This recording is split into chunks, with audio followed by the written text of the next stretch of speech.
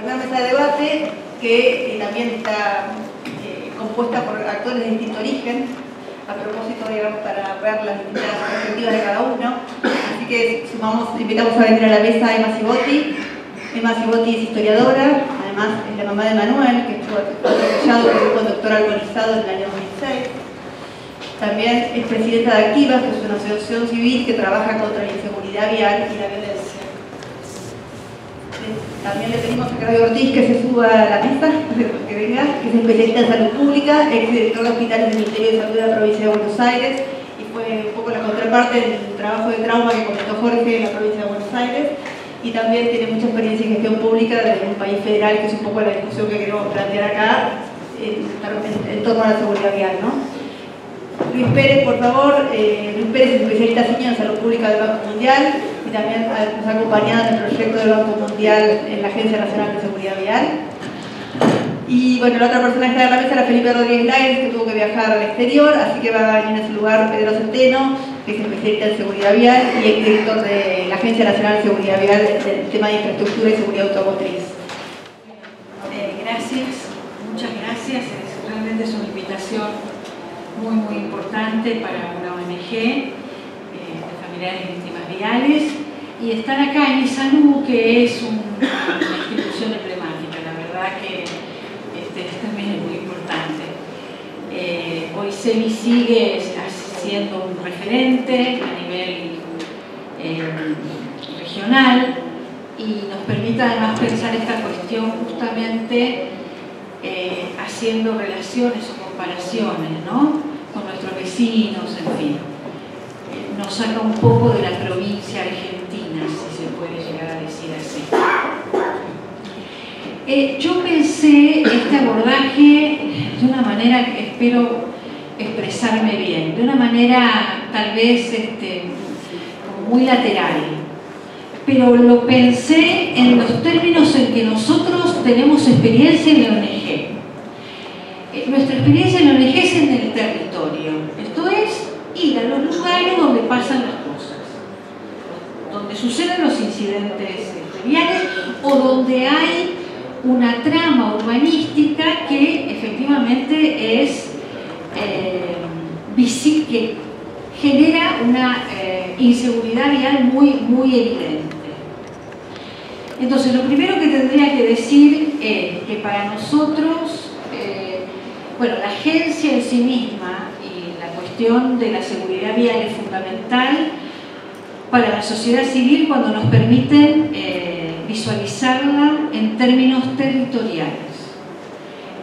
No es lo mismo un barrio residencial que uno que no lo es, no es lo mismo una zona que tiene todos los servicios funcionando que una zona que no tiene luz, alumbrado, cloacas, veredas diseñadas.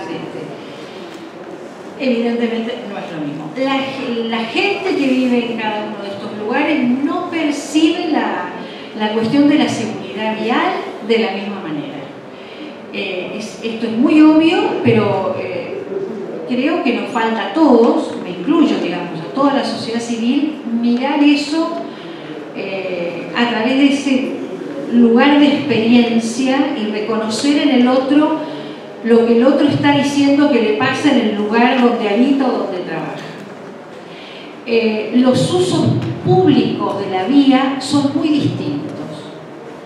En algunos lugares la vía es el lugar para paseo o para, digamos, agarrar y trasladarse, ir de un lugar al otro, donde se hacen los trámites y donde a lo sumo molesta algún bache o muchos baches.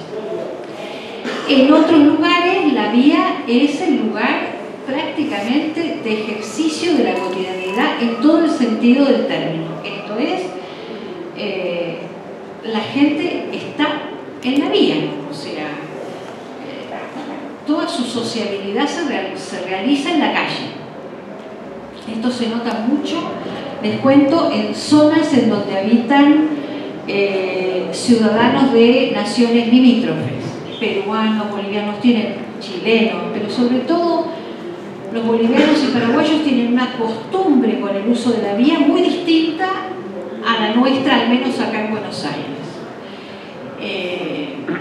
comercian en la vía, están en la vía, usan la vía todo el tiempo, con lo cual efectivamente si no se congregan en comunidades, que es como lo hacen y creo que con bastante, si se quiere, sabiduría, morirían aplastados permanentemente, porque ustedes saben que acá digo en Argentina, desgraciadamente los atropellos también suceden en las veredas. Así que cada vez que voy a esas localidades donde veo este uso tan peculiar en relación al nuestro, de la calle, de la vereda, de todo ese entramado urbano, digo, menos mal que este grupo de gente o comunidad tiene sus propios códigos de funcionamiento, porque no me puedo imaginar lo que sería en esas zonas una moto a alta velocidad o entrando un auto a alta velocidad, digamos, sería una masacre. Entonces, cuando nosotros vemos esto, que son estas prácticas de uso de la vía, que por otra parte es lo que todos hacemos, ¿no? O sea, nos preguntamos si el paradigma accidentológico es el mejor que tenemos para nosotros entender lo que nos pasa. No pensamos que haya que reemplazarlo, simplemente es una cuestión que nos estamos en activas planteando. ¿Y por qué decimos esto? Porque es cierto que controles y sanciones, prevención y previsión son fundamentales y nosotros somos los primeros a reclamarlas, así que... Pero al mismo tiempo notamos que aquí hay por encima de esto, o sobreimpuesto, sobreimpreso a esto, una cuestión de acceso a los derechos, de ejercicio de los derechos ciudadanos en general. Y que eso tiene una, ¿cómo decirles? Circula de una manera casi como si fuese un universo de cuestiones en paralelo con esto otro que acabo de decir. Entonces, para nosotros en este momento el paradigma de derechos humanos nos resulta más interesante para pensar las cuestiones de la violencia vial, de seguridad vial o la seguridad vial asociada. No estamos diciendo nada muy original, les debo decir, no estamos inventando nada, está todo bastante inventado. Lo que hay que hacer es pensarlo, repensarlo y ponerlo en práctica eventualmente. La cuestión de la asociación entre seguridad vial y derechos humanos, yo la tengo registrada para la provincia de Santa Fe en el año 2004. La provincia de Santa Fe sacó un comunicado diciendo que la seguridad vial era una cuestión de derechos humanos. Fantástico, hacen un desagregado sumamente interesante al respecto. Claro, porque la seguridad seca es un derecho humano, en el sentido que es el primero de todos, sin ese no hay otros. O sea, ¿cómo vamos a ejercitar la libertad, la igualdad, el derecho a la propiedad si no hay seguridad? Imposible. Entonces, a partir de ahí, hay toda una elaboración por la cual la seguridad es un derecho que protege derechos fundamentales. Obviamente, el derecho a la libertad, el derecho a la circulación, el derecho a la salud, etc. Y la seguridad vial, por lo tanto, también, obviamente, es un derecho que protege derechos fundamentales. En ese sentido también lo entendió el defensor del pueblo de la nación, el doctor Mondino, por ahí por el año 2007-2008, cuando largó una campaña, en realidad fue antes, porque después justamente se crea la agencia con la ley. En el 2005-2006 largó una campaña de emergencia, de declaración de la emergencia vial, y en la fundamentación está esta idea plasmada de que la seguridad vial es un derecho humano que habría que mirarlo dentro de esta especie de horizonte, digamos, ¿no? Valorativo. Así que nosotros, digamos, lo sentimos así, lo vemos así. Para nosotros la violencia vial es una violentación de derechos fundamentales. Nosotros hablamos, por supuesto, no de accidentes, imaginarán después todo lo que dije. Para nosotros son hechos de tránsito, incidentes, siniestros, podemos después discutir, pero digamos, todo lo accidental se asocia con lo fortuito, lo azaroso, la fatalidad. Es más, no hablamos de víctimas fatales, hablamos de víctimas mortales, para recalcar la idea de que acá la fatalidad no existe ni siquiera en la semántica. Y nos parece que es un abordaje, digamos, interesante, adecuado, porque, digamos, ¿a qué aspiramos? Aspiramos a que la vida sea un lugar de equidad, porque de igualdad, ya sabemos que la igualdad es una cuestión bastante más difícil de lograr, pero sí de equidad, o sea, que se limiten todas las injusticias que las personas perciben en la vía, de dificultad de acceso, de dificultad de circulación, de toda índole. Entonces, nos parece que si la vía es un lugar material de redistribución, ¿no es cierto?, de bienes materiales y simbólicos, estaríamos en condiciones de pensar la cuestión de la seguridad vial en una expectativa, digamos, de equidad social, que nos resulta realmente muy interesante. Gracias. Gracias, Emma. ¿Cómo las instituciones podemos dar respuesta a este tema de los derechos, que es muy interesante, y la equidad social? Porque la seguridad vial atraviesa, sobre todo, ataca más a los que menos tienen, a los más pobres, a los más indefensos. Es importante, las instituciones están para eso, ¿no? Pero ¿cuáles son las limitaciones que tenemos de las instituciones nacionales, provinciales y municipales? ¿Y cómo podemos atacar esta cuestión? Yo creo que lo primero es, desde una mirada institucional, tiene que pensar la problemática de la seguridad de las personas en su tránsito por la vía pública. Ahí se escucha ahí. Sí. Mirarlo de la institución, la seguridad de las personas al transitar por la vía pública, es mirarlo desde el eje del derecho a la circulación, un derecho básico, como planteaba ella. Ahora, ese derecho está fuertemente descentrado en las sociedades en general, no solo en las nuestras. Está mucho más priorizado el derecho de circulación de un auto que de un transporte público, que de un ciclista, y mucho menos el peatón. El peatón es el último estallo, ¿no? Esto hay que decirlo con todas las letras, ¿no? Entonces me parece que ese es el foco, y ese foco, ese descentramiento empieza en toda la cadena de actores prácticamente que están implicados en la inseguridad del peatón, ¿sí?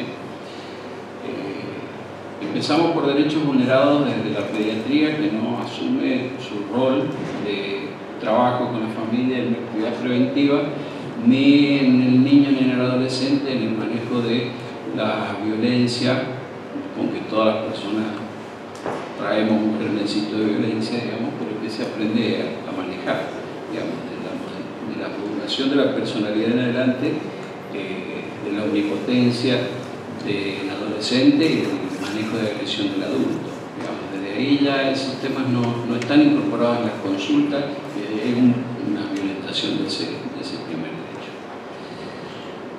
Pero después, bueno, esto sigue con infinidad de cosas, ¿no? Y entonces cuando uno mira así, cuáles son los actores y los niveles que están implicados en lo que podría ser una respuesta institucional óptima, de la cual dictamos,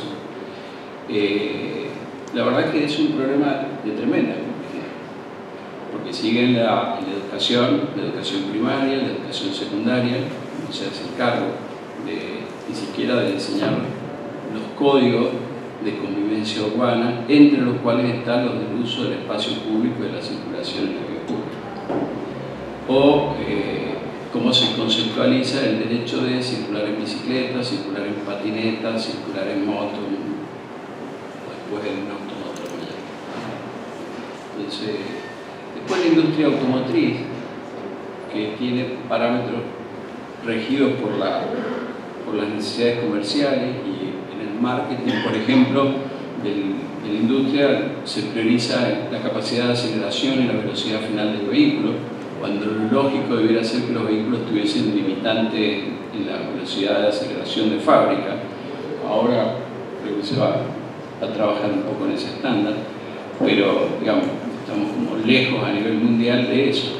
Al nivel de que países muy desarrollados, por ejemplo Alemania, tiene carriles de circulación de 3 velocidades, pero digo, es decir, no se limita a la velocidad, sino que a los que pueden circular más rápido se les hace un carril especial, lo cual es un absurdo total desde esta perspectiva, ¿no? Después hay grupos, por ejemplo, en la industria del seguro, que está bien, financia la Fundación Trauma y está bien que lo hagan, pero también sus intereses son que estos negocios no se dan nunca. Digamos, si se resolvieran desde donde se debe, la industria del seguro perdería una buena parte de su importancia, ¿no?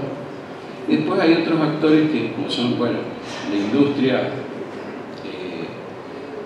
todo lo que hace a lo que es infraestructura vial, etcétera, que tiene una implicancia junto con el nivel de desarrollo del país, donde no se puede pensar la solución a estos problemas estructurales sin mirar el nivel de desarrollo global en que el país trabaja, porque la infraestructura vial tiene que ver con eso.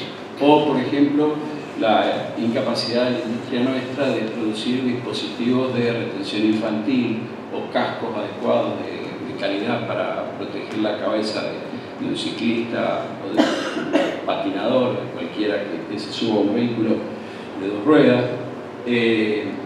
Hay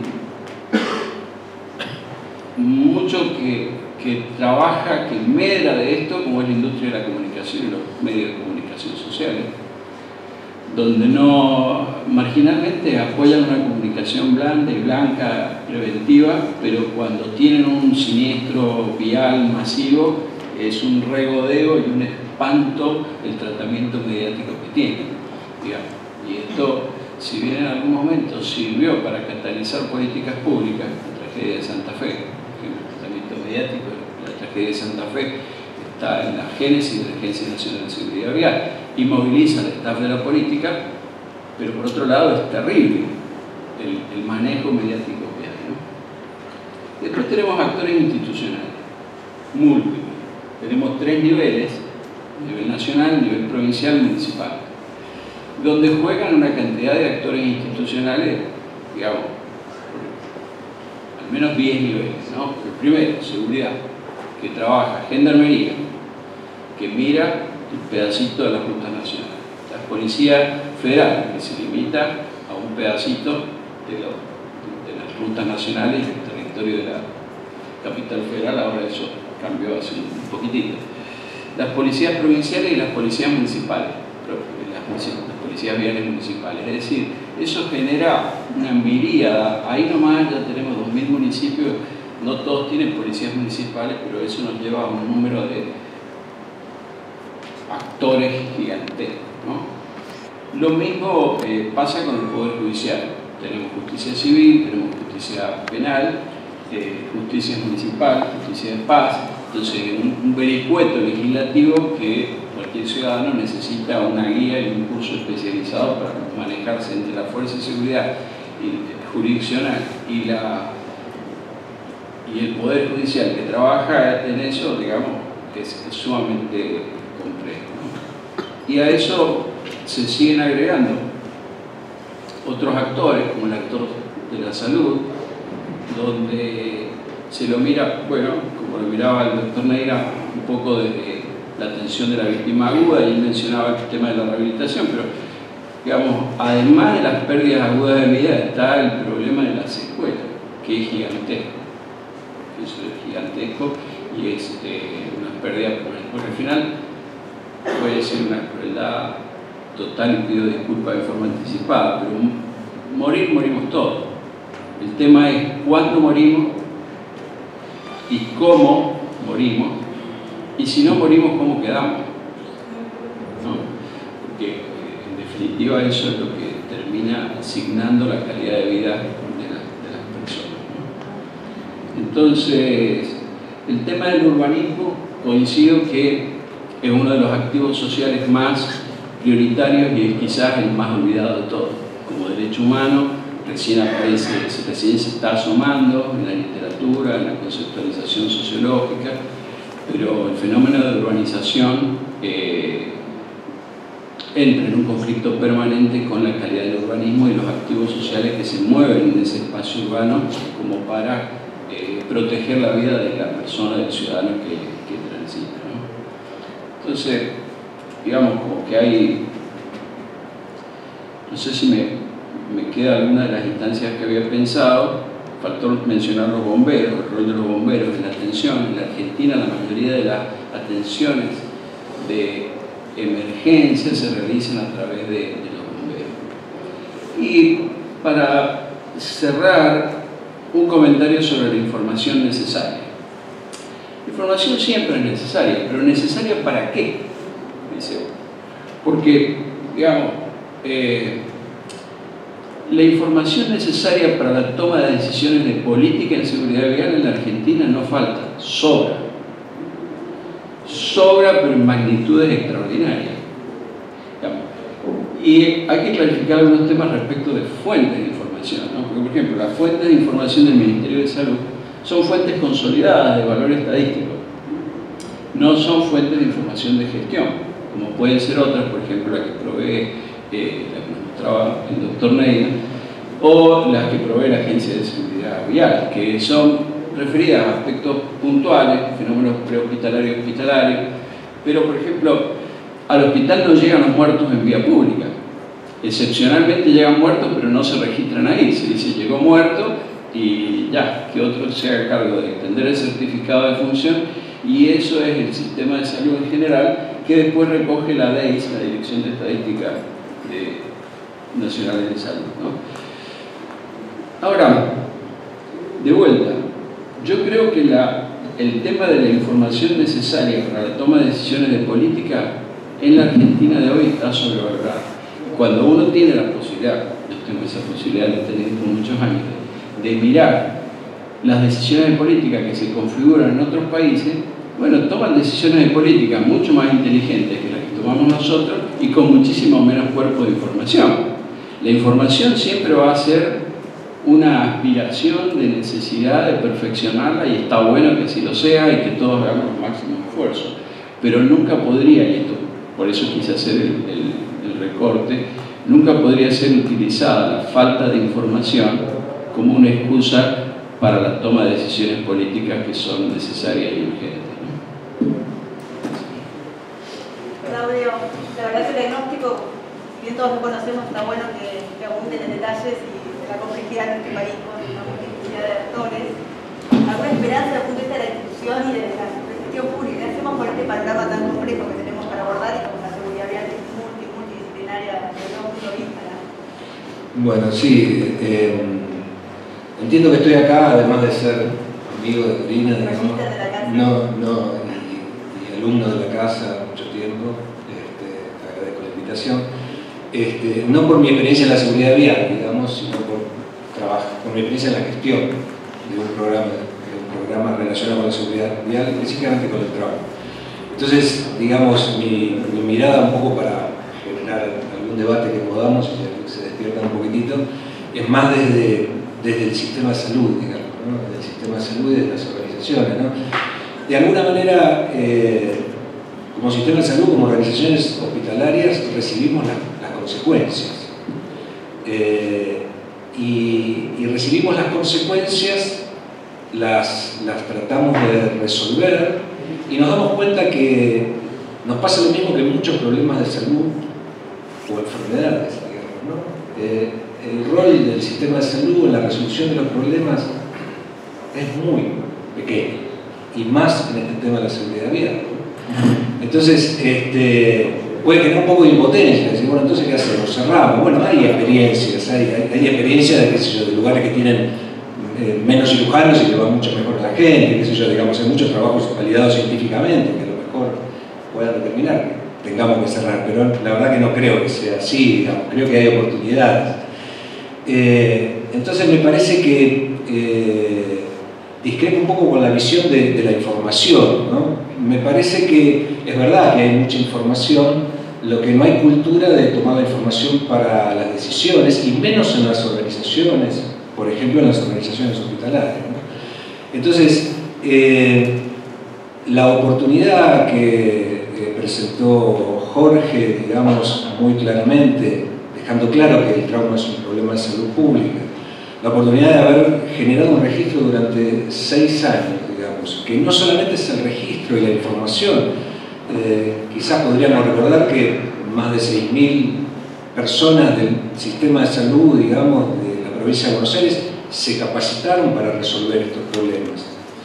Y pensar que necesitamos que la persona que sufre un incidente vial en cualquier lugar en la provincia de Buenos Aires o en cualquier lugar del país debería tener la misma chance de resolver su problema. Para eso necesitamos capacitar, necesitamos trabajar en calidad, necesitamos generar, digamos, una protocolización de la atención. Entonces, pienso que el rol del sistema de salud y de las organizaciones, en este caso, son por un lado, generar un sistema de atención del trauma, ¿no? Y nosotros, generando el sistema de atención del trauma, no estamos trabajando en la globalidad de la seguridad vial, pero sí en mejorar las chances de sobrevida de las personas que consultan a nuestro sistema. Y por otro lado, la información, y en el caso de lo que presentó Jorge recién, fundamentalmente la información en territorio, la información georreferenciada, creo que es fundamental, digamos, porque es información para la acción, pero no para la acción, por supuesto que es información también para el sistema prehospitalario y para la acción del sistema prehospitalario, pero es información para la acción local. Creo que es un desafío para todos los municipios de la provincia de Buenos Aires y del país, porque bueno, hoy se está tomando como política el tema de esto de pasar el SAME a la provincia, digamos, y a otros lugares del país, ¿no? Digo el SAME, el criterio, y la verdad que creo que esta es una oportunidad que tiene, digamos, la seguridad vial de trabajar estas cuestiones. Imagínense si nosotros tuviéramos esa información, que la tenemos de la ciudad de La Plata, sobre cada una de las ciudades donde hay sistemas prehospitalarios que en el 70% de los casos trabajan sobre incidentes vinculados al transporte. Entonces, la verdad que yo veo en ese sentido una oportunidad histórica de pasar esta situación al conjunto del país, de tener información para la acción por fuera del sistema y también de mirar la acción propia del sistema de salud, ¿no? Estas comparaciones en cómo les va a las personas que atienden sus problemas de salud en determinados lugares frente a otros, estas comparaciones internacionales es lo que nos va a permitir mejorar. Entonces, me parece que centrarse en estas cuestiones supera también, creo que hay amenazas, ¿no? Una de las amenazas es entender que algunos desarrollos de programas entre el sector no gubernamental y el sector estatal todavía no son mirados, digamos, correctamente por el conjunto de los gestores, ¿no? Como que hubiera todavía una desconfianza de que si el sector no gubernamental o el sector privado actúa en conjunto, trabaja por algún interés. Y también la amenaza es recortar acciones que han dado buenos resultados, vincularlas con la situación política, ¿no? Como si tuvieran un color, digamos, ¿no?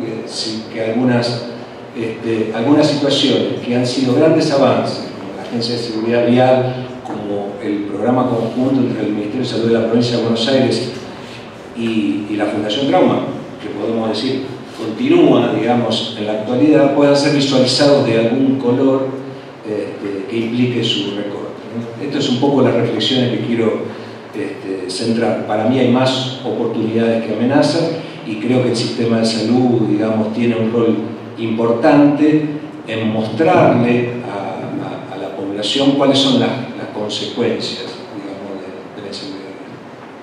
Gracias, Claudio. Yo, bueno, pequeños pensamientos que se me ocurren. Los datos, por supuesto, son importantes y es como los recursos en general, económicos o de todo tipo, siempre son pocos y siempre son escasos y es muy importante trabajar desde los datos y con lo que se tiene, trabajar de manera más racional y más científicamente, ¿no? Pero lo importante es que los datos sean un medio y no un fin en sí mismo, porque lo importante es la política a raíz de los datos, ¿no? Eso es muy importante.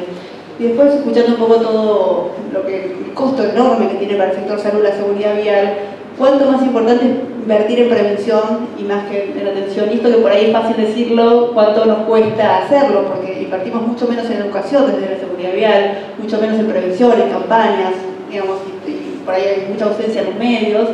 Y cuánto más económico sería para un país poder trabajar mucho más desde esta perspectiva que desde la atención, ¿no? Estamos siempre mirando el post, el después, por ahí nos falta invertir muchísimo, si bien se están haciendo un montón de cosas y se han hecho, pero bueno. No sé, Pedro, a ver tu mirada sobre todo esto. Bueno, gracias por haberme invitado a participar de este debate. En mi visión, yo había pensado preparar un poco, hablar un poco en términos institucionales de la parte más política, de la parte más de gestión. Yo tengo una formación de administración, no soy médico y tengo una visión tal vez más estructurada y no tan científica del tema.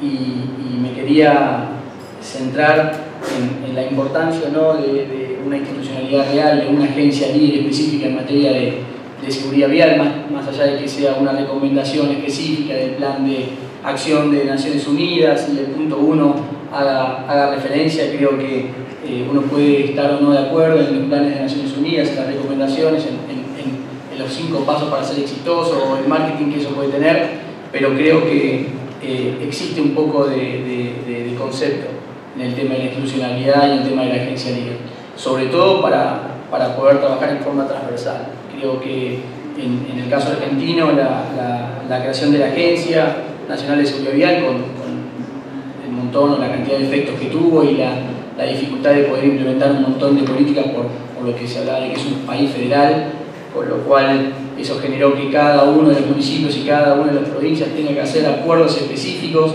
por cada uno de los temas que se querían implementar, con lo cual eso generó un montón de tiempo de setup o de armado en donde una política no se podía implementar hasta que no se ponga de acuerdo el municipio y la provincia. Creo que en términos de visibilidad, que era uno de los puntos que también se planteaban en los temas del debate, la creación de una agencia generó que el tema empiece a estar arriba de la mesa, ¿no? Y me parece que lo primero que uno tiene que hacer para solucionar un problema es sacarlo de abajo de la mesa y ponerlo y darle visibilidad. Y creo que el tema de la institucionalidad, de la gestión, de que haya una agencia líder, coordinadora, etcétera, etcétera, etcétera, que pueda generar algún tipo de políticas es fundamental.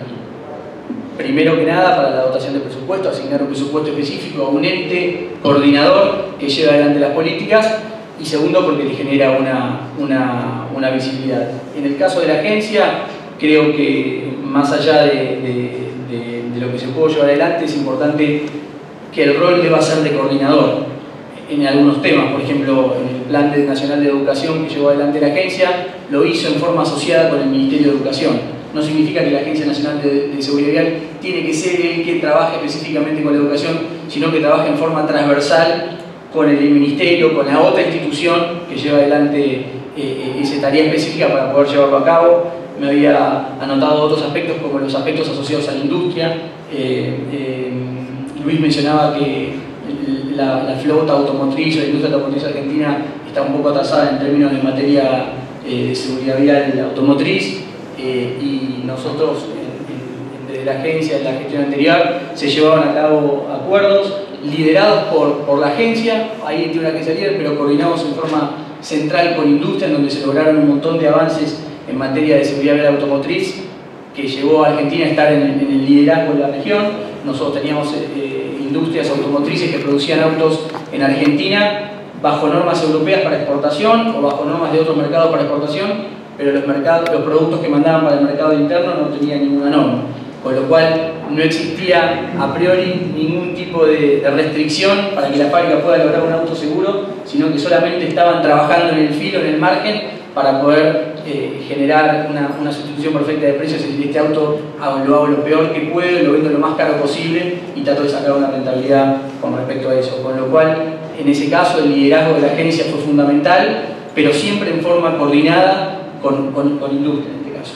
Para casos específicos como la licencia de conducir o el observatorio, me parece que ahí se trabaja en forma más específica. El observatorio trabajó mucho con instituciones como Salud, como lo que planteó Jorge, pero por ejemplo en temas de licencia de conducir es un tema inerte de la agencia, con lo cual la institucionalidad tiene que estar centralizada. Es imposible que un país tenga tantas licencias de conducir o formas de generar una licencia de conducir como lo plantea, como lo tenga cada municipio. No puede ser que el municipio A tenga un examen o unos requerimientos, el municipio B o la provincia B tenga otro examen. Es completamente ridículo. Y en ese caso creo que el modelo de la agencia contribuyó un montón. Hace un par de años, con el financiamiento de OPS, hicimos un trabajo de intercambio, un apoyo con Bolivia, en donde fuimos a tratar de implementar un formulario único de recolección de datos. Fuimos con Pablo, tratamos de trabajar en la implementación y nosotros subestimamos un montón, dijimos, esto no se va a poder implementar, no se va a poder implementar, no se va a poder implementar. Y más allá de las restricciones de recursos, el tema de que es un país totalmente centralizado, cualquier tipo de decisión que se tome desde un momento cae automáticamente a todas las provincias, con lo cual en algunos casos la falta de recursos se ve compensada totalmente con el centralismo en la toma de decisiones. Es decir, nosotros una decisión que nos llevó 15 convenios, 900 viajes, 30 reuniones, 1000 horas, ellos nos subieron con una normativa o un simple decreto que dice a partir de mañana se empieza a usar este formulario y ya se acabó. Con lo cual, me parece que el tema de la dicotomía entre lo que es una agencia líder y el federalismo de un país tienen que trabajar en forma coordinada. Y el otro tema, más allá del federalismo de un país y de respetar las realidades de cada uno de las provincias o las distintas realidades de las diferentes regiones, si bien una agencia líder debería coordinar, no debería perder el federalismo en términos de criterio a la hora de aplicar una política. Implementar un plan de motos en Comodoro Rivadavia no tiene ningún tipo de sentido. Si una agencia líder que baje un plan en forma central solamente porque lo hace desde el Poder Ejecutivo, desde el Poder, digamos, desde la Nación no tiene sentido. Tiene que aplicar, o por lo menos a mi criterio, un concepto federal a la hora de aplicar y distribuir los recursos. Es imposible que se puedan aplicar las mismas soluciones a las mismas provincias. Nosotros tuvimos la suerte de recorrer el país 2, 3, 4, 5 vueltas alrededor del país y más allá de que seamos una agencia central hay distintas soluciones que no se pueden aplicar en los mismos lugares. Y esto parece una tontería, pero cuando uno va al campo se da cuenta que estas cosas que son lo más importante y lo más simple no se hacen. Y creo que, si bien es cierto que tiene que haber una agencia central, tiene que actuar con un concepto federal. Como planteaba Corina al principio, muchas veces las mínimas acciones que se pueden hacer en un municipio generan un impacto en la siniestralidad o en la mortalidad en un local que a veces difícilmente se puedan generar desde el poder central. Es decir, el cambio en la licencia nacional de conducir, habría que hacer el cálculo, pero no sé cuántas vidas habrá salvado, y un operativo cerrojo de control de casco en Formosa, capaz que tuvo un impacto mucho más directo. Así que creo que el tema de la agencia líder es fundamental que esté dotada de institucionalidad de la seguridad para poner el problema arriba de la mesa, para dotarla de recursos, pero trabajando en forma coordinada y teniendo en cuenta las diferentes realidades del país. Si alguno quiere ir aportando algo, si alguno quiere hacer alguna pregunta, levante la mano y le acercamos el micrófono. Yo lo que creo que hemos fracasado mucho desde el ámbito de la seguridad vial es en transmitir la importancia de la siniestralidad vial, como que es algo que lo sabemos secreto entre voces, digamos, lo sabemos nosotros, estamos convencidísimos de la importancia de tratar la seguridad vial, de asignarle recursos, pero no logramos salir de ese sector de la seguridad vial. Es algo como que les parece tan obvio pero la verdad no está en las agendas de los políticos de las provincias, de los municipios, porque hay muchísimos problemas por ahí de otro índole, problemas básicos como contaba un poco Oyema respecto de los derechos humanos, de las cloacas, del alumbrado, y un montón de cuestiones. Pero bueno, probablemente la seguridad vial está llevando las vidas de los más jóvenes, es una de las primeras causas de muerte, es realmente muy importante. Cuando uno lo dice, o desde el conocimiento y la experiencia de uno, lo transmite a alguien que no esté en este medio y le parece totalmente obvio, pero estamos fracasando enormemente que esto perdure en el tiempo y que la gente común de a pie sepa que el riesgo de fallecer es mucho más alto que muchos, por ejemplo, que lo asalten con un revólver, como todo el mundo está preocupado hoy en día, o que el chico se ponga la bufanda y que la gripe es mucho menos preocupante que el tema de la seguridad vial.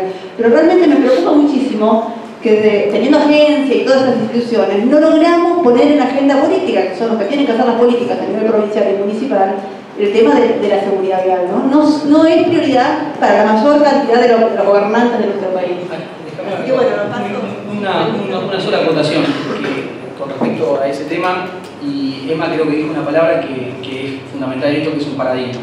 Me parece que para el abordaje de la seguridad vial, sí o sí tiene que haber un cambio de paradigma desde todos los sectores que llevan adelante algún tipo de transformación. Y los usuarios también. Digamos, nosotros hemos tenido reuniones en algunas provincias con algunos ministros en los cuales tenían a cargo su seguridad vial y les decíamos que tenían que empezar a implementar controles de casco. Entonces los tipos nos decían, bueno Pedro, pará, tengo una elección ahora, si yo me pongo a controlar casco la gente no me va a votar. ¿Sí? Un ministro. ¿Sí? Y entonces nosotros decíamos, bueno, pero vos lo que tenés que hacer es cuidar a la gente, vos no puedes decir eso, no puedes tener no puedes estar pensando no me estás pensando lo que estás diciendo, no, Pedro, porque la gente me va a putear, me dice, porque yo imagínate, lo pongo acá, después me llaman. Bueno, pero vos es preferible que hagas un control de casco porque tengas que la sala de terapia intensiva no puedas operar una apendicitis porque tenés toda la gente con las cabezas rotas, o un hospital de escuela no lo puedas hacer ningún tipo de enseñanza porque tenés todos tipos traumatizados que con las piernas quebradas, la cabeza rota. Entonces, en definitiva, los cambios de paradigma tienen que plantearse en todos los aspectos. Digamos, uno tiene que dejar de poner la pelota en el otro lado, los que tienen que tomar decisiones tendrán que tomar decisiones bajo un paradigma distinto, los usuarios tendrán que tener una aproximación diferente, digamos. Jorge hablaba del tema del uso del cinturón, el respeto del tránsito, el derecho humano de la circulación en la vía pública, y eso plantea sí o sí un cambio de paradigma. De ahí hay una responsabilidad propia de cada uno. El Estado puede trabajar, puede generar políticas, pero no puede meterse en el auto de una persona, agarrar una mano de un ciudadano y que se ponga el cinturón de seguridad. Puede crear una agencia, puede generar campañas, puede hacer una licencia única, etc. Pero todos los actores tienen que generar un cambio de paradigma.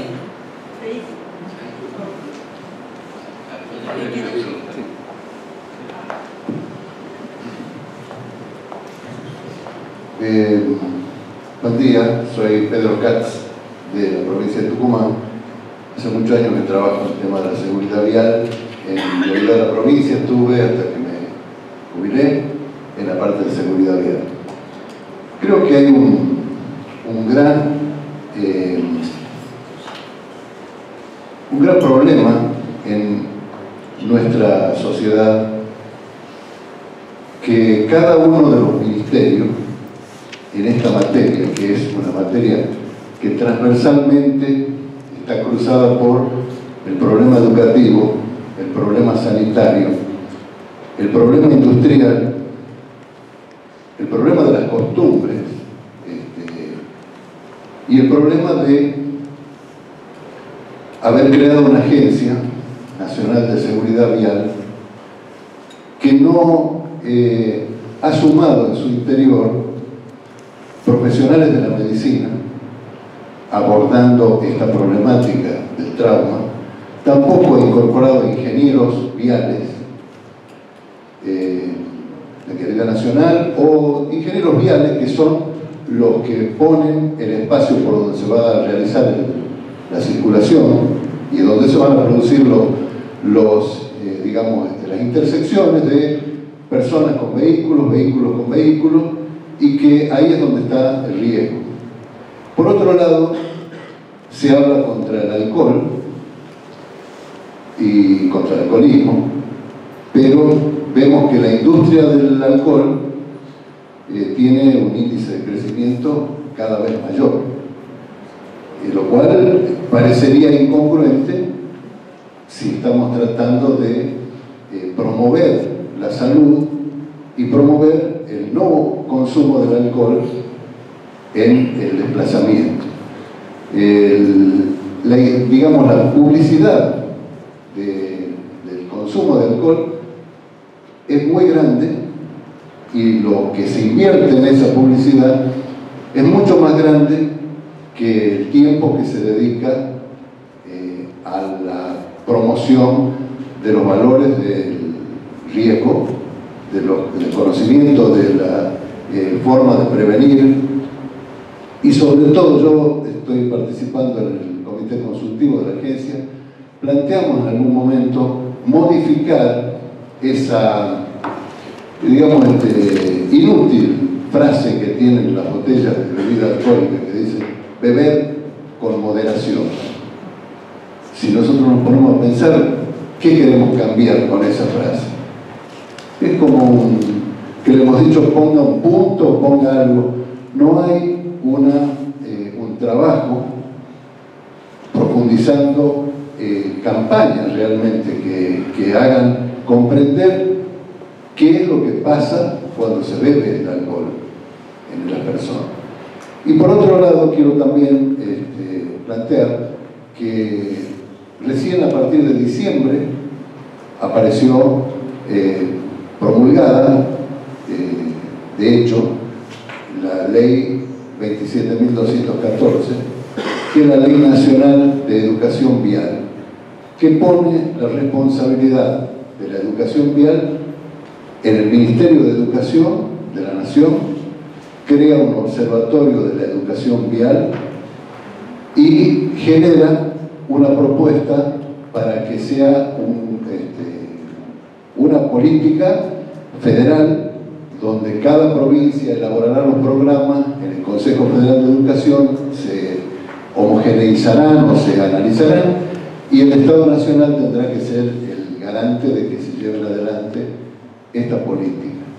Lo cual creo que también debiera ir acompañado de un trabajo, porque muy pocas veces se encuentran los educadores con los médicos en mesas como esta y los ingenieros para analizar qué hacer frente a este grave hecho que, según el nuevo director de la agencia, se lleva casi 10.000 personas muertas por año.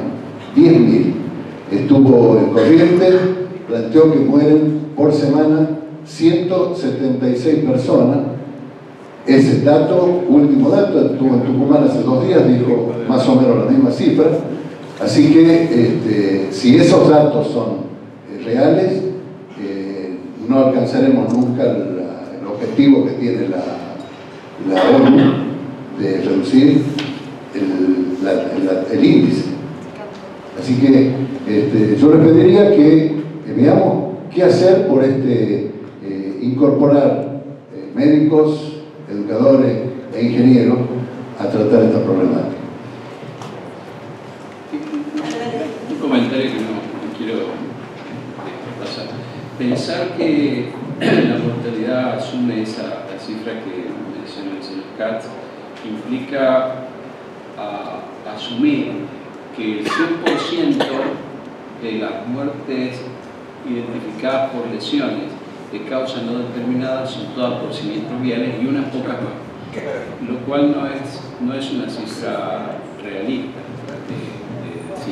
Yo no lo digo, eso lo leí en un informe. Menciono el dato para que no quede en el auditorio esta sensación. Y voy a insistir con el tema de que los únicos datos válidos sobre mortalidad vial son los que se publican ex post por el Ministerio de Salud, porque es el que corrige jurisdicción de origen con el lugar de la persona, con el lugar de ocurrencia, y tabula hasta donde se puede qué sucedió con la persona al fallecimiento, ¿no? No hay un registro más completo que ese, hay registros parciales muchísimo más detallados sobre aspectos particulares del siniestro. Muy buenos registros, por ejemplo, en algunas zonas de qué pasa prehospitalario. Hay muy buenos registros, como ha mostrado la provincia de Buenos Aires, en un grupo de hospitales, de atención hospitalaria, pero cuando uno quiere mirar la cifra de mortalidad del país, por favor miren los publicados oficialmente por la DEIS, que además está validado por la Organización Mundial de la Salud a través de la OPS y está considerado uno de los registros más seguros de América. Y un comentario de las cosas que afectan, me parece menor, pero en realidad es estructural y es muy difícil de cambiar, pero si uno no pone foco en esto, en algún momento va a haber que hacerlo. Los ciclos cortos de gobierno que tenemos, 4 años, son un martirio para la política pública, no solo para la vial, pero en estas que tratan de modificar cuestiones tremendamente estructurales, como por ejemplo unificar el sistema de licencia o el sistema de registro, hacen un daño enorme, porque los cambios legislativos cada 2 años y un año antes la interna de los partidos mayoritarios paralizan la acción de gobierno, la enlentecen y generan esto que comentaba Pedro, la especulación política. No voy a hacer esto porque fastidio acá, no me voy a meter con la industria porque la industria tiene un enorme peso, entonces lo voy a posponer hasta el 2019 la entrada a la norma europea. No voy a hacer aquello otro porque eso es uno de los temas. Lo otro es que hay países que han resuelto estos temas de un modo mucho más inteligente. Entonces, por ejemplo, si el ciclo de gobierno es 4 años, el ciclo de presupuesto es 5 años. Entonces las fuerzas políticas tienen, la que entra sabe que va a tener que gobernar con el presupuesto que le dejó, que él participó en la votación en el ciclo anterior. Uruguay es así, por ejemplo, vecino nuestro. Y eso genera un compromiso con la política que ya pasa a ser el presupuesto y la política no tanto del gobierno, sino del Estado. Hay un poquito más de cariño en la cosa pública y no es todo barajar y dar de vuelta, ¿no? Perdón, claro. Sí, mi nombre es Juan de Gertz, yo soy diseñador, obligado. Mi acceso, mi abordaje de esta temática es bastante tangencial porque he hecho algún trabajo con la agencia vinculado a todo lo que tiene que ver con la comunicación y la seguridad vial en términos generales. He participado en más de una jornada y he tenido la oportunidad de escuchar, como hoy, mucha gente que participa, creo de manera muy necesaria, desde distintas áreas, de distintas perspectivas, en la solución o en la comprensión de esta problemática. Sin embargo, hay una cuestión que... hay dos cuestiones, que voy a agregar una a partir de lo que dijo el doctor Pérez. Con respecto a la continuidad de las políticas, vamos a empezar por ahí. Si yo mal no recuerdo, tengo unos años más que muchos de los que están acá, hasta la época de Onganía en este país, las estructuras gubernamentales tenían una forma que llegaban, digamos, por carrera hasta los cargos de subdirectores. Los únicos cargos políticos que había eran los cargos de directores. Y los cargos de directores estaban subordinados técnicamente por los subdirectores.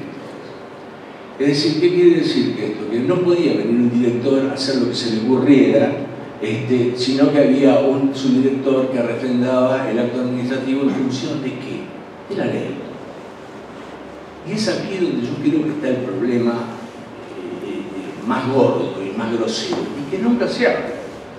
Es decir, porque yo nunca he visto un abogado sentado en estas mesas, y menos que menos un juez. Por suerte. Perdón. Yo no creo que sea por suerte, yo creo que esa es una de las grandes desgracias que tenemos. Y creo que gran parte de la solución se la trata de incorporar o encontrar en el marco del político, digamos, entendiendo la política no como una cuestión en el tiempo y a largo plazo como una política de Estado que no debería ser cambiado por el político de turno, ¿no? Y donde yo tengo un equipo consolidado no puede ser que venga otro y lo sustituya porque piensa distinto. Otra cosa es que el equipo funciona, si bien desarrollado un trabajo y un argumento para remover el equipo de trabajo, porque si no, cada 2 años, cada 4 años estamos removiendo toda la estructura, cosa que es un disparate absoluto. Pero el problema más grave que tenemos, yo creo que está en la ley y en la justicia. ¿Por qué digo esto? Yo le voy a dar 2 ejemplos, porque conozco poco, pero las cosas que uno se entera por los diarios. No sé cómo se llamaba este chico que le manoteó el volante a otro en el Uruguay, que salió en los diarios. Gaby Álvarez. Gaby Álvarez. cometido el incidente o el crimen, lo que ustedes quieran llamarlo, lo cazaron de acá, lo llevaron y lo metieron dentro de la jaula y estuvo dentro de la jaula durante todo el proceso de juicio y después el tiempo que le duró la condena. ¿Correcto? Bien. Mi pregunta es, hace poco tiempo yo escuché que el boxeador también que había hecho el desastre, ¿cómo es el nombre? No me... La Hiena Barrios. La Hiena Barrios había zafado del juicio porque no le habían hecho el control de alcoholemia a la mujer que estaba delante, que fue la que realmente chocó. Eso es un disparate de todo punto de vista. Un tipo que viene borracho, drogado, a todo lo que da. Y he escuchado también, ¿no es cierto?, por ejemplo, que un chico entra en una calle a 180 kilómetros por hora y no, que eso es una locura. Eso en otro lugar del mundo no ocurre. Es decir, nosotros tenemos, yo tengo mis serias dudas de por qué, ¿no? Tengo mi idea de por qué ocurren las cosas que ocurren. Pero, sí, bueno, la voy a tratar de cortar, pero yo digo, me parece que además de tener la data, como dicen, que la tenemos la data de todas las cosas, y seguir investigando y ver cómo hay una cantidad de cosas que no son productos propiamente hechos de incidentes, sino que pueden ser accidentes producidos por cuestiones laterales o secundarias, ¿no es cierto?, que podrían, como una de las cosas que estaba hablando sobre lo que es la información que lleva a los actos de conducción, por ejemplo, me parece que habría que incorporar urgentemente a esta problemática toda la cuestión de legislación, y ahí me refiero a todo lo que hace al marco legal de las instituciones y de la perdurabilidad de las instituciones y del funcionamiento de las instituciones, pero además a las leyes que toman esto de manera larga. Es como el problema del femicidio. Es decir, un tipo se acerca, tiene un pedido de restricción, le pega a la mujer y vuelve a salir. Y siempre estamos en la misma historia. En Argentina ese es el problema. Yo lo vengo viendo desde que era chiquito. Nada más. Perdón, voy a aprovechar a decirle simplemente lo siguiente. No tome el tema judicial o penal porque es el que todos los familiares victimariales siempre abordamos, y me parecía que hoy valía la pena intentar una mirada más global. Las leyes no se reforman, cuesta muchísimo cualquier tipo de reforma legislativa. Les diría que no es una cuestión de partido ni de oficialismo oposición, cuesta de una manera superlativa, ningún partido tiene ganas de agarrar esta cuestión.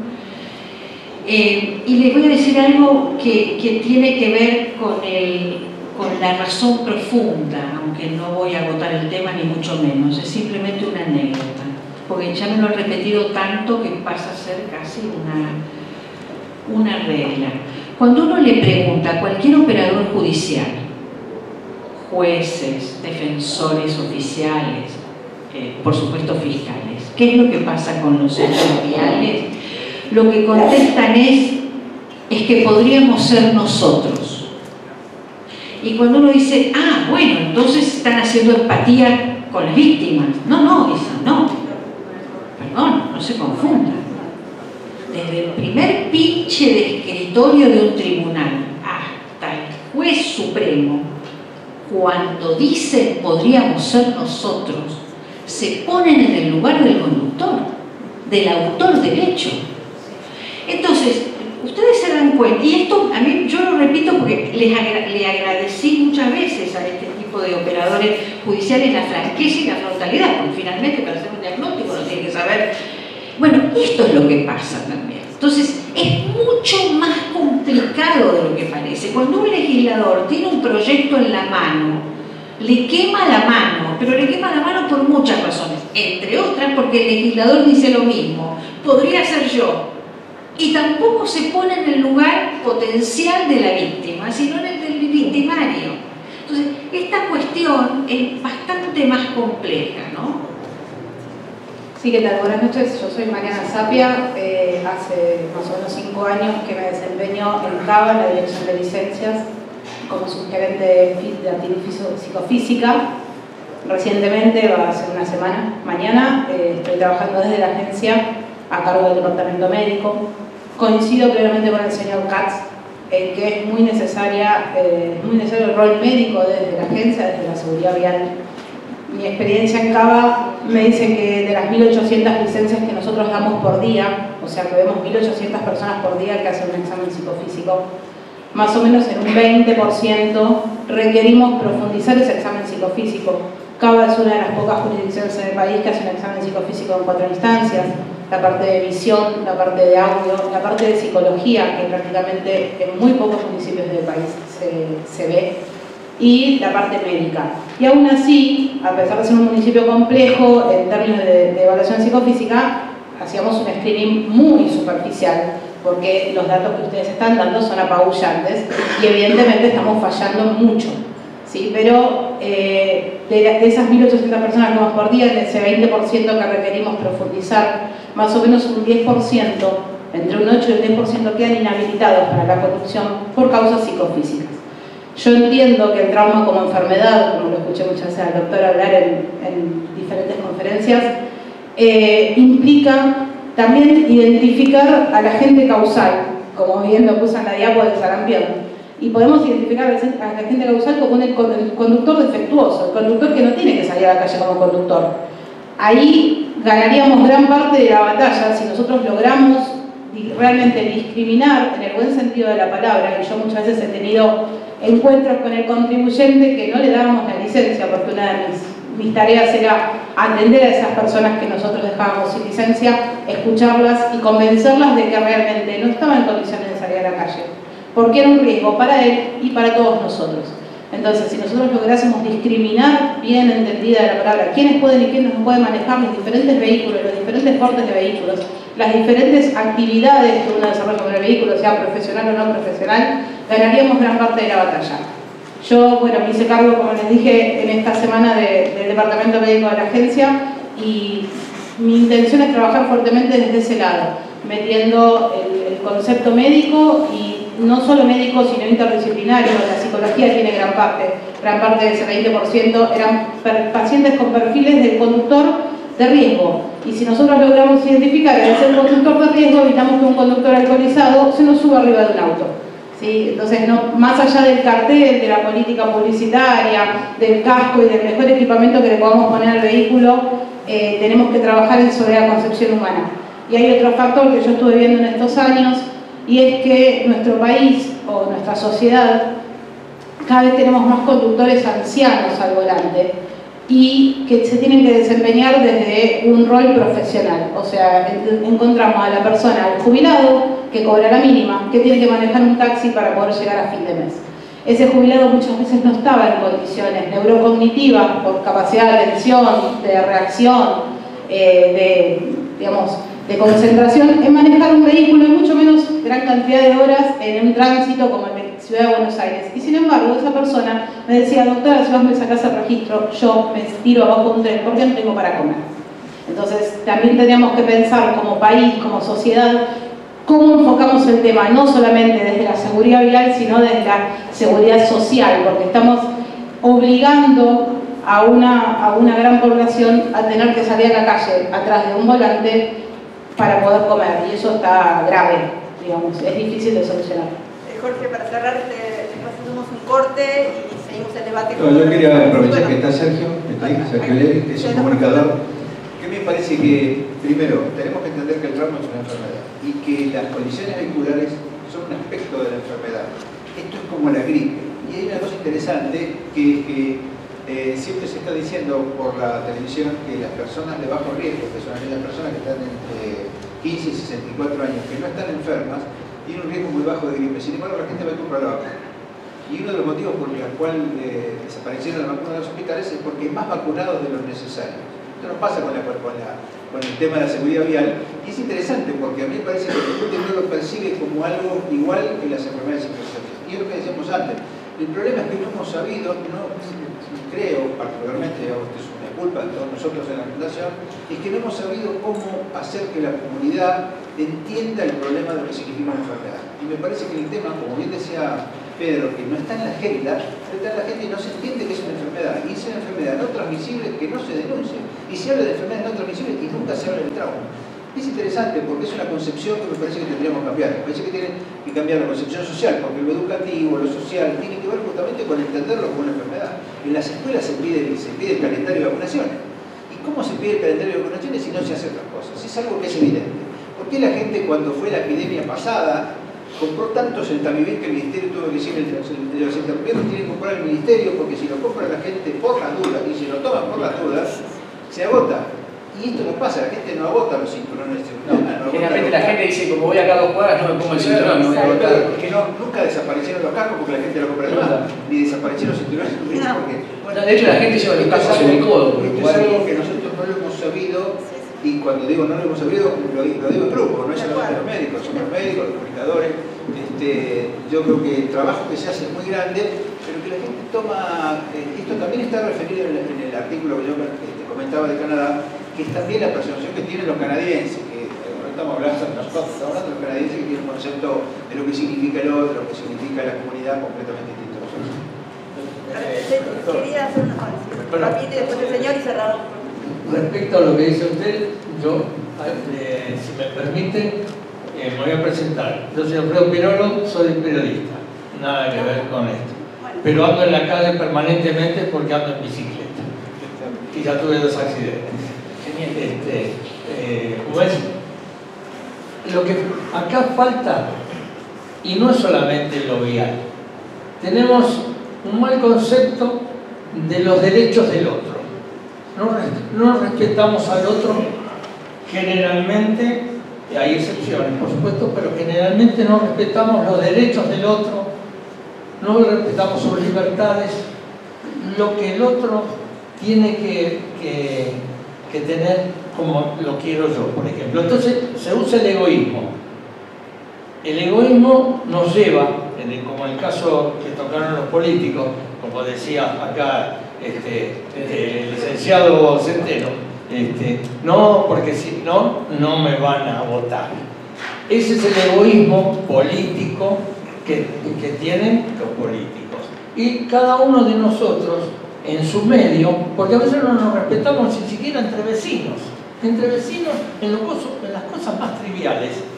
Por eso la calle es terrible, el tráfico está de terror, porque nadie respeta al otro. Es la ley del más fuerte, el guapiar.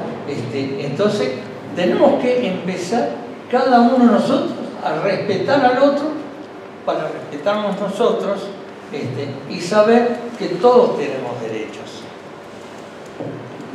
Para cerrar allá, un pequeño corte. Sí, buenas tardes. Mi nombre es José Cubierla. Yo soy egresado de la Facultad de Ingeniería. Me dedico a la seguridad vial hace muchos años. Y en otro aspecto, que es la educación.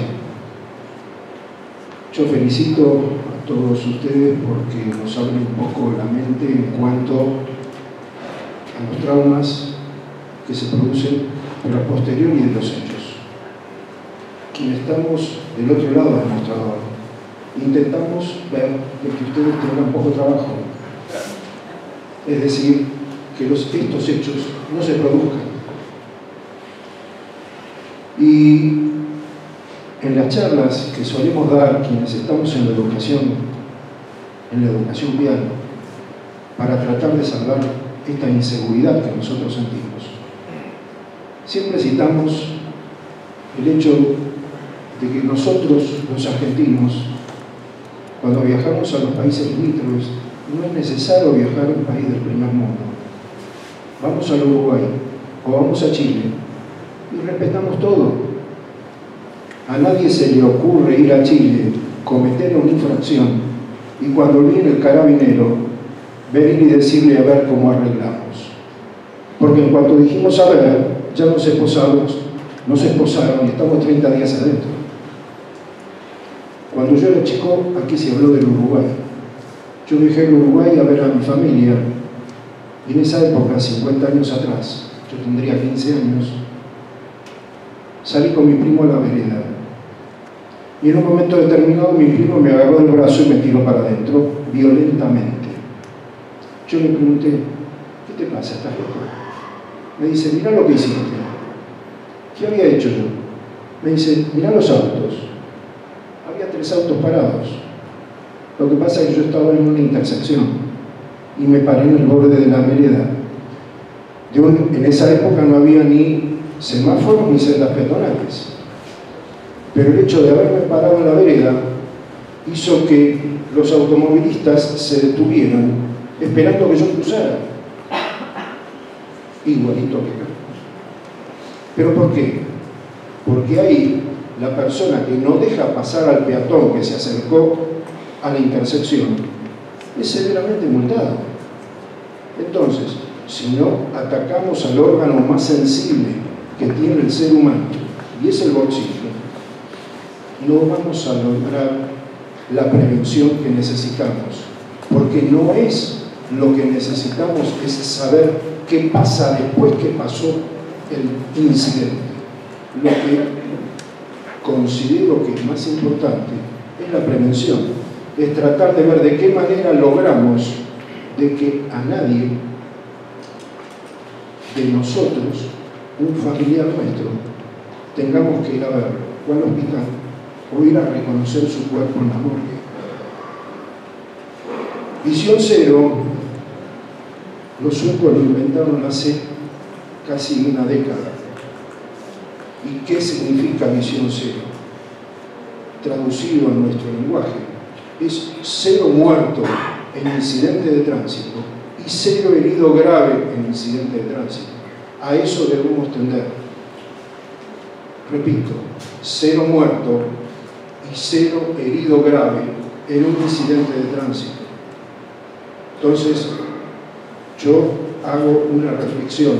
Aquí hay muchos comunicadores que nos ayudan a los educadores, porque estos comunicadores que todas las mañanas nos avisan y todas las tardes nos avisan dónde existen problemas en el tránsito, hacen que tomemos conciencia que tenemos que bajar la velocidad o usar otro camino para ir a nuestras casas.